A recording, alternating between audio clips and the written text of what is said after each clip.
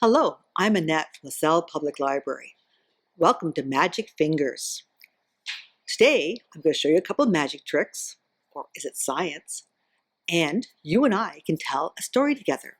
With permission of the author, Naomi Baltuck, we're going to tell the story Snow Queen with a Cold, Cold Heart from the book Crazy Gibberish and Other Story Hour Stretches. Let's begin. All these experiments come from this book, Science is Magic, by Steve Mould, which you can order from our Essex County libraries. The first experiment is called magnetic fingers. Clasp your hands together like this, holding your palms together. Now point your 2 forefingers up. Now try and hold those 2 forefingers apart. Try it, hold it, hold it. Oh, it's really hard, isn't it? You see, all the muscles in your hands are connected. Most of your fingers are bent, so it's hard work for your 2 pointer fingers to do something different. It makes the muscles tired, so you can't do it for too long. The next experiment I'm going to call lift ring finger lift.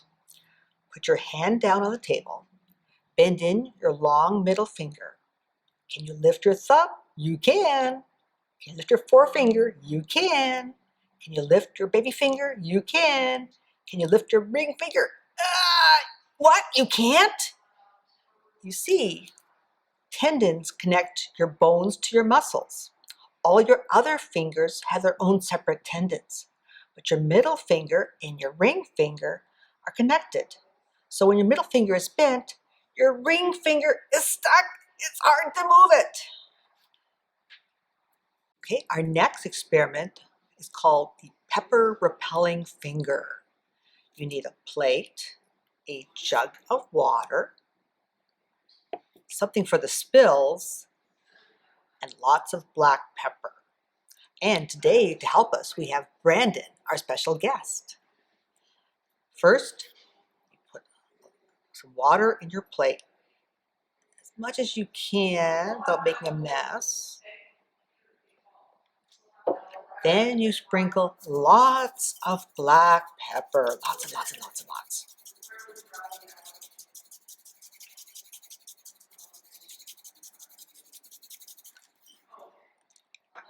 Now, Brandon, can you touch the water, please? Nothing happened.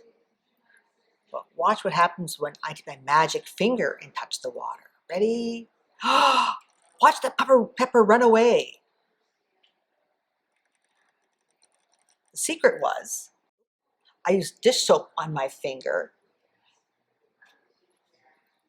Water has surface tension, making the top layer stretchy like a balloon. The dish soap reduces that tension, like popping the balloon. The stretchy surface pulls back, like popping the balloon, pulling the pepper with it. Hi, just to help tell the story, I need you to do some actions for me. Ready?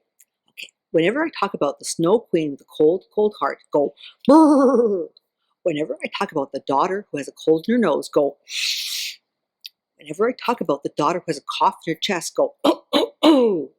Whenever I talk about the daughter who is beautiful but sad, go hmm. Whenever I talk about the brave and handsome prince, go da-da! Whenever I talk about the wily and wicked wizard, go nya, nya, nya. Whenever I talk about a horse or riding a horse, go. Ready? Let's do this. This story is called The Snow Queen with the Cold, Cold Heart.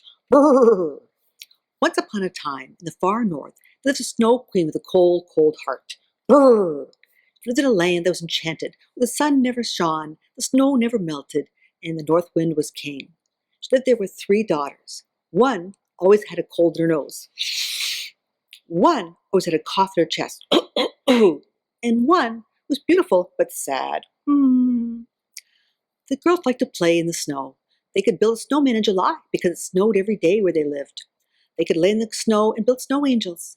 They could build an old-fashioned snow fort and have a snowball fight. Or they could go water their icicle garden, which is what they were doing when who should ride up but a brave and handsome prince. Ta-da! He immediately fell in love, not with the daughter with the cold in her nose, not with the daughter with the cough in her chest, but with a daughter who was beautiful but sad. Hmm. So he went into the castle of the Snow Queen with a cold, cold heart and asked for permission to marry her daughter. Not the daughter with the cold in her nose, not the daughter with the cough in her chest, but the daughter who was beautiful but sad. The Snow Queen said, "If she'll have you, I'll give her permission under one condition. As you can see, this land is enchanted by a wily and wicked wizard." Yeah. The wily and wicked wizard lives in an enchanted forest yonder. I want you to go to him and take this magic potion and dash it into his face, and that will break the enchantment. And then and only then may you ask for my daughter's hand in marriage. "I'll do it," said the brave and handsome prince. Ta-da!